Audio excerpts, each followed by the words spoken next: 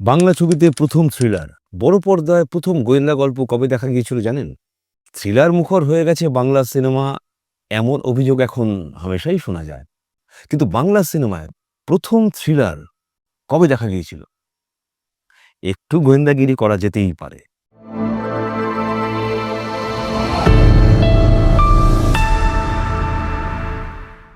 19 শতকের শেষ ভাগ থেকেই বাংলায় গোয়েন্দা গল্পের চেহারাটা বেশ স্পষ্ট হচ্ছিল।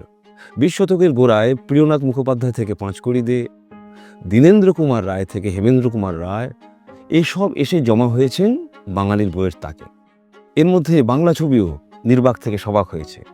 1934 সালে জ্যোতিষ্ক বন্দ্যোপাধ্যায়ের চিত্রনাট্য পরিচালনায় মুক্তি পেয়েছিল কণ্ঠহার।